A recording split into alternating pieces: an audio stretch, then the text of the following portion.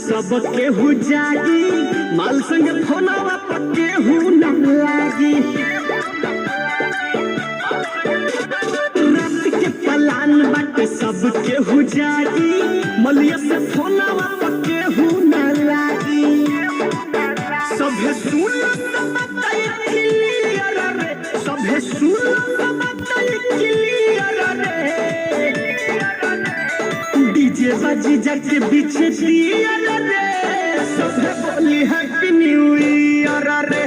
जे दारू न पिएला पीह बियर रे, सभे बोली हैप्पी न्यू ईयर रे, सभे बोली हैप्पी न्यू ईयर रे।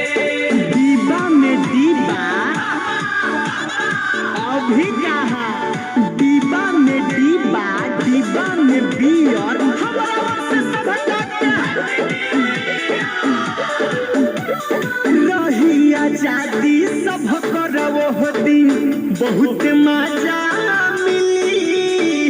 लिट्टी लगाई केहू काटी टमाटर केहू प्याज दी छीली।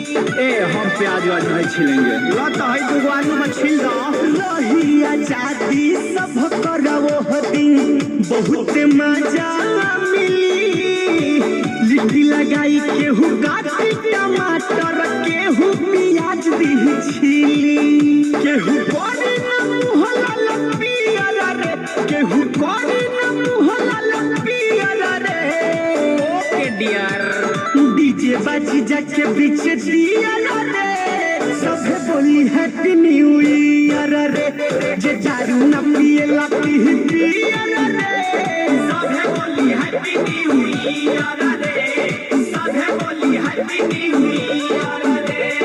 काली काली साड़ी पे कढ़ाई नहीं होती है, काली काली साड़ी पे कढ़ाई नहीं होती है। नया माल नया साल के तैयारी में पढ़ाई नहीं होती है। बोलू बिशुनपुरी कहेले बतिया केहू ना भूलाई। केक कटाई और सेल्फी खिंचाई फेसबुक पर डालाई। सब केहू डाली और रवि जी और शक्ति सोना का टैग कर दी। बोलू बिशुनपुरी कहेले बतिया केहू ना भूलाई। केक कटाई और सेल्फी खिंचाई फेसबुक पर डालाई। रही सब कर मनवा हरियर रे, रही सब कर मनवा हरियर रे। डीजे बाजी जाके बीच दियर रे, सभे बोली हैप्पी न्यू ईयर रे। जे दारू न पिएला